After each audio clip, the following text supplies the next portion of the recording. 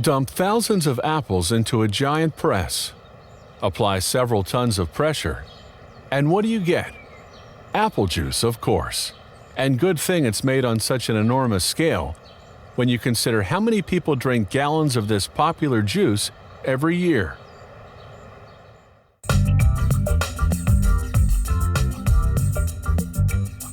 Here at Rougemont, they make apple juice mainly from McIntosh apples.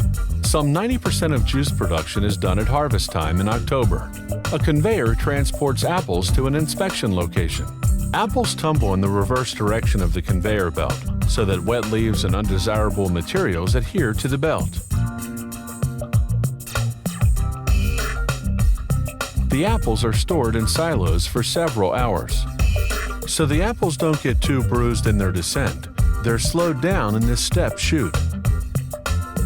Juice making can now begin. Now they wash the apples. Since they use some apples that have already fallen to the ground, this first water bath must eliminate pebbles.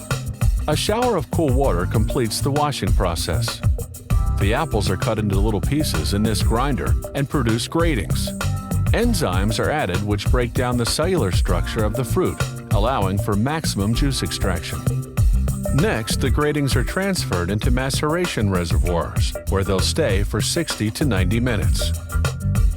Then they extract the juice. The gratings are pumped into a powerful hydraulic press. Inside the press, filter sleeves hold back the skins, seeds, and stems of the apples. Quality control is strict. At each stage of the process, they draw off samples of juice to evaluate its quality and to make sure that fabrication parameters are well adhered to. The juice is filtered a first time. The very smallest undesirable particles are held back by this sieve. The fabrication process continues. Juice flows from one stage to another via these immense reservoirs. The next step will be pasteurization. Juice enters this exchanger at 72 degrees and is heated up to 190 degrees, then cooled back down to 122 degrees. Enzymes are added to hydrate the pectin and facilitate the second filtration. This is the ultrafiltration process, where filter membranes with microscopic pores retain the smallest of particles. The apple juice is now perfectly filtered. Its clarity is verified, as well as its flavor, color, and natural fruit sugar content. Since juice is produced in October, it has to be conserved throughout the year. A portion of the production is stored in this sterile warehouse area to await being bottled during the year. Each reservoir can hold 29,000 gallons of filtered juice. No preserving agent is added.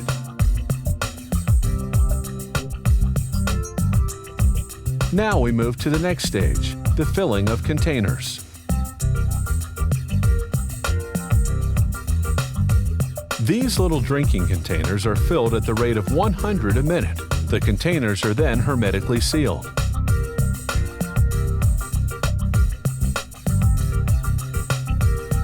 Two little sprays of hot glue are applied to the containers. This secures the straws to their sides.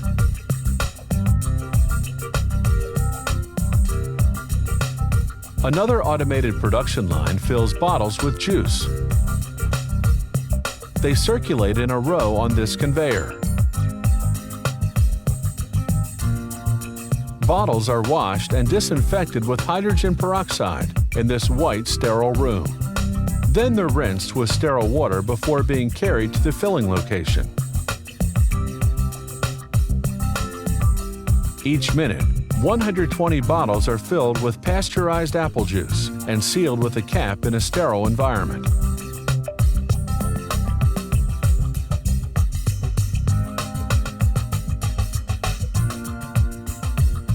Bottles are then labeled and sent to shipping. Between 20 and 40,000 tons of apples are transformed into juice yearly.